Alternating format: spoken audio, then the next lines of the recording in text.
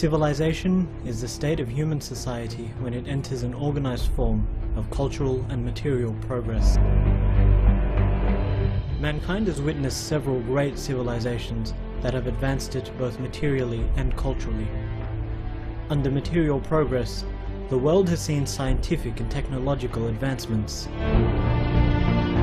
Under cultural progress, it has seen the development of modes of thought, experimentation, philosophy, and notions of equality and justice. Humanity has many civilizations to thank for where it is today in terms of the material ease of living that we experience. Yet, as the world knows all too well, material progress is not a guarantee against barbarity and persecution. Some of the civilizations responsible for the greatest contribution to scientific, material, and even cultural and philosophical progress have been the ones most responsible for death and destruction through their designs of conquest and domination.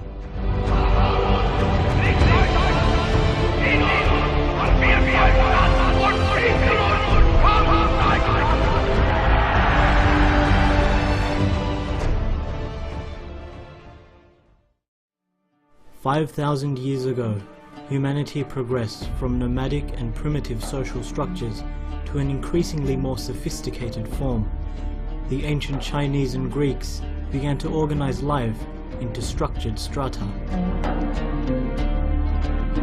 Ancient Egypt is well known as one of the first great ancient civilizations. Based in the Nile Delta, it saw increasingly sophisticated types of administration, taxation, and engineering. However, the political system of ancient Egypt lent itself to power being vested in the pharaoh, the head of the legal system officially responsible for enacting laws, delivering justice, and maintaining order. The cruelty of several pharaohs is notoriously well known. The persecution of Bani Israel, the subjugation of the slave class, and general corruption were as much a reality of ancient Egypt as its progress in other fields. Early on in the tale of world civilizations, it became clear that competition for land and grandeur would lead to mammoth struggles and defining battles. One would challenge another and seek to usurp its place as the leader of humanity. Thus it was that another great empire, the Persian Empire, rose to challenge Egypt. Founded by Cyrus the Great in the year 559 BC, it conquered Egypt in the year 525 BC.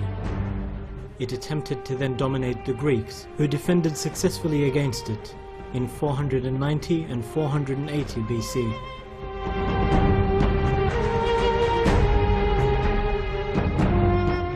It took one of the greatest empires of them all, the Romans, to rise and challenge this civilization. Rome became a beacon of learning and progress on one hand, while waging gigantic wars to expand its dominion on the other.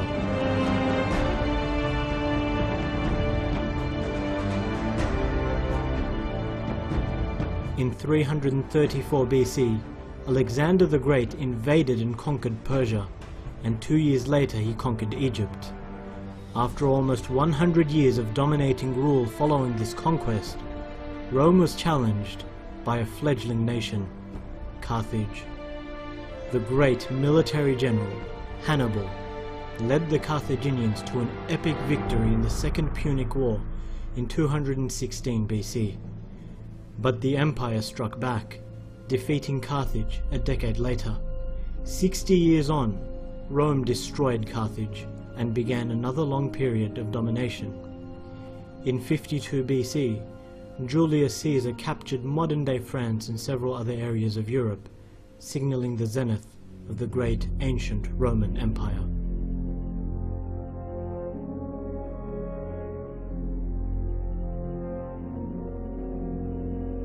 It was during this zenith that the Prophet Isa alayhi salam was sent as a guide to humanity. Christians believed that he was the Son of God. Muslims believe that a man was crucified in his place and he was lifted to Allah subhanahu wa ta'ala to return one day as the Messiah that will lead the Muslims to victory. In the year 313 CE, the Roman Emperor Constantine converted to Christianity and thus gave a new shape to this empire. He established the great city of Constantinople, which became the seat of the Eastern Roman Empire, also known as the Byzantine Empire, for over 1,000 years.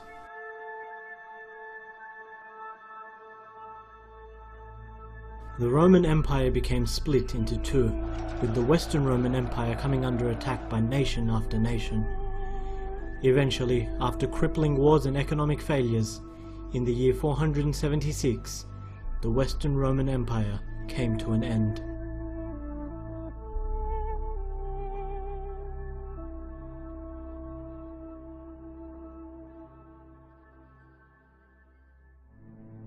As the Romans, Persians and Egyptians had fought for domination for hundreds of years, in the east the ancient Chinese empires under the Han dynasty and Hinduism under Ashoka had flourished and led to their own advancements. The Chinese were masters of ancient forms of architecture and also invented paper, the compass and gunpowder in later years.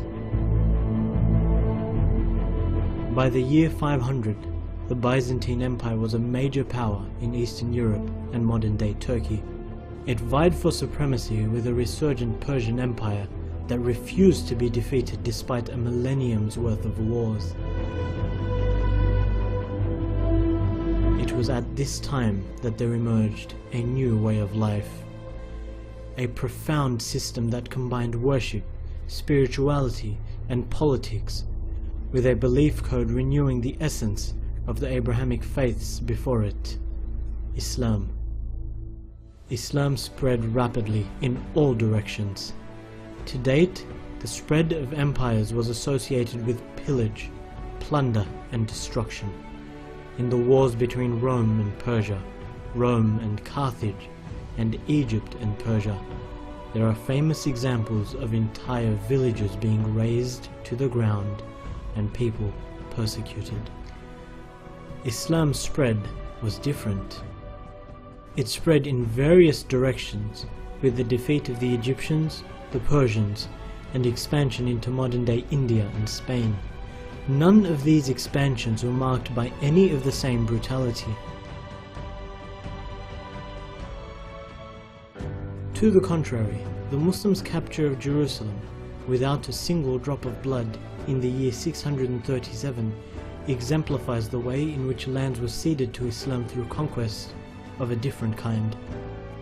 Within years of Islamic law being applied to many of these lands, tens of thousands converted to Islam upon seeing its mercy and its justice.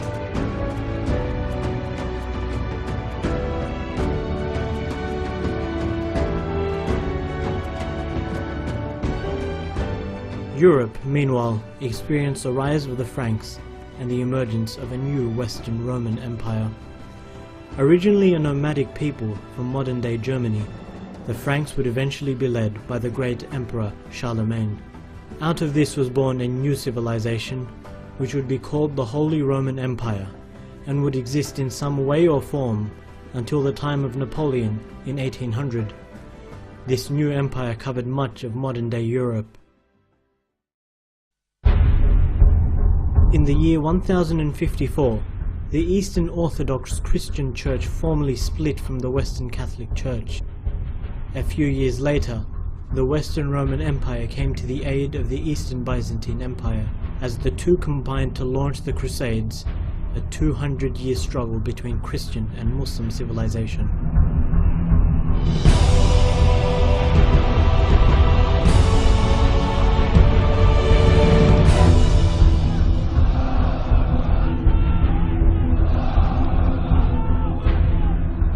The Muslims emerged victorious, but simultaneously had to confront an empire of a different kind, the rampaging Mongols. Their early war policy of mass killing, rape and barbarism led to devastation for many cities, but eventually 3 out of the 4 Mongol principalities, or khanates, embraced Islam. The Mongols left their legacy on world trade and enterprise through the Silk Route, and also established an elaborate postal system. They faced the valiant defense put up by the Muslims, urged by great scholars such as Imam Ibn Abdus Salam and Sheikh Ibn Taymiyyah, may Allah have mercy upon them both.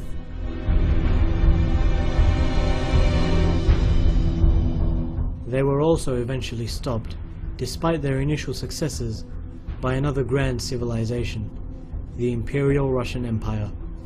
Initially a series of provinces that were devastated and dominated by the Mongols, it evolved into the Grand Duchy of Moscow, covering 5 million square kilometers by the year 1584 through conquest and war against surrounding provinces and medieval European states. As the centuries went on, the Russian Empire was ruled by the Romanov family, with a king called the Tsar, and would eventually fight the Ottoman Islamic State in the Crimean War. Islam, in the meantime, had continued to spread, and one of its great moments came in 1453, when the Muslims finally captured Constantinople, which became Istanbul.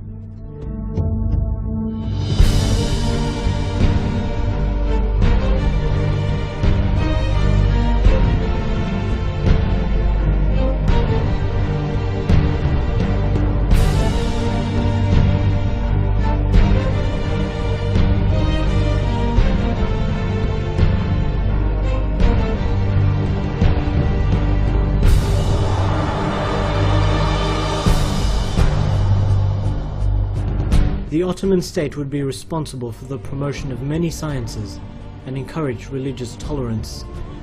The conqueror Sultan Muhammad al-Fatih resettled Muslims, Jews and Christians from other regions of Anatolia to create a diverse society governed by Islam. As the years progressed, however, the Muslims declined. After failing to capture Vienna and Malta despite repeated attempts, they were eventually confronted by a resurgent Europe. In 1687 the Austrians defeated the Ottomans at the Battle of Mohacs. Faced by the growing might of Russia and with progress having stagnated, the Muslims watched as Europe underwent a renaissance that saw science, art and culture flourish. The British, French, Portuguese and the Dutch developed into colonial nations.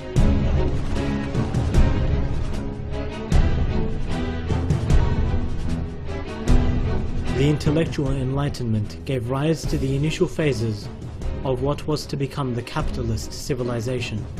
In 1642, the king and parliament went to war in Britain, and eventually politicians wrestled power away from the king, who was thought to be God's representative on earth.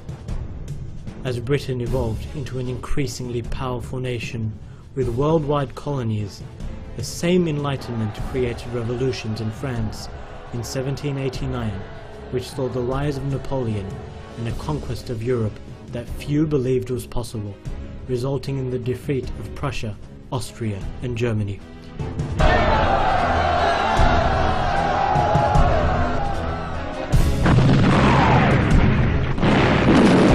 France's imperialistic ambitions were finally stopped by Russia, and Napoleon's once so-called Grand Army was dealt its final blow at the Battle of Waterloo in 1815 by the British.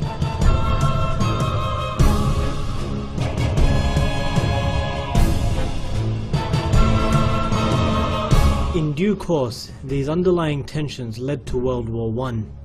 Britain, France and Russia allied against Germany, the Ottoman Empire and several other countries. Germany suffered defeat, and the blow dealt to the Islamic State was to be fatal. Secularism and nationalism had arrived, and the once great civilization of Islam was broken by the Western powers into a series of useless states which would be the backwater of the world.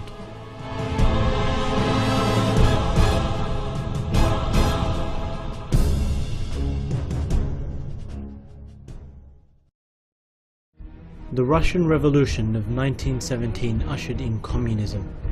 This was to eventually give rise to arguably the greatest era of Russian dominance in the form of the Soviet Union after World War II. Following World War I and the Treaty of Versailles, a vengeful Germany rearmed and re-emerged for the most disastrous war mankind had ever seen, World War II. Under the rule of the Nazi regime, Germans envisaged a 1,000-year Reich, the resumption of a grand civilization that would rule the world. This extremely nationalist, race-centered ideology led to murder and oppression of countless people.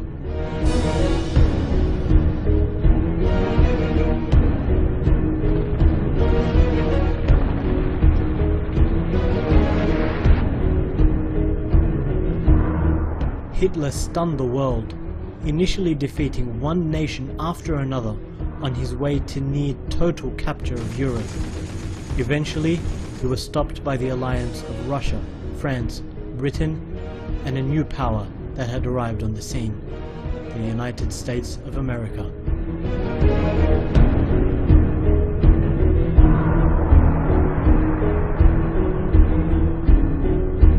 World War II showed humanity why technological progress is not the measure of a civilization's success. In a war driven by new technology and bombs, the masses were put to slaughter in the most disastrous battles in human history. The Battle of Berlin, the Battle of Stalingrad, the Siege of Leningrad, the Siege of Budapest.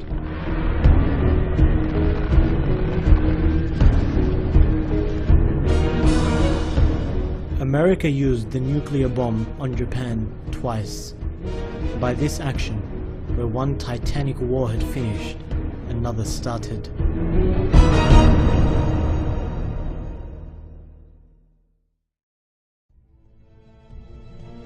The Russian communists, who installed puppet governments in Eastern Europe and Asia, built an extensive empire known as the USSR.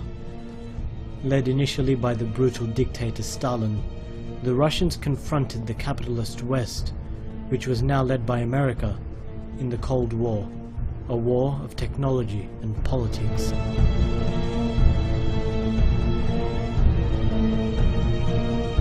For decades, people lived under fear of a nuclear Armageddon, fearing a war which would have wiped out humanity itself. However, this war was not to come. Instead, the repression and corruption of the communist system led to a popular revolt that saw the downfall of this ideology. Beginning in Poland in 1989, popular revolution swept through the communist nations, spreading to Hungary, East Germany, Bulgaria, Czechoslovakia, and Romania. Country after country declared its independence from the USSR and disavowed the communist doctrine. Communism was finished. The capitalist creed was adopted by one nation after another, and Europe was at last unified. Some commentators asserted that the spread of liberalism was the culmination and peak of humanity's social and cultural evolution. Capitalism today stands as the dominant civilization, having found favor as the dominant economic theory. Within it, there are states with prominent national interests, such as America, China, Britain, Russia, India, and France. As history has shown, however, economic and military interests are never enough to sustain a civilization. The critical factor has always been the central idea that underpins a civilization. There is no civilization that rose after it had been comprehensively defeated militarily and economically. Yet there is one idea today that continues to rise after the state that embodied it was defeated: Islam. Islam is an idea which is built upon the belief that only the Creator of man has the right to ordain a way of life by which mankind can live. An idea that Muslims call Tawheed, the belief in the oneness of God. It is an idea that has driven people's desires for change and a return to the glory of Islam. The Arab Spring of 2011, initially seen by some as a demand for liberty, is a sign of the Islamic revival. World history has been a tale of civilization after civilization.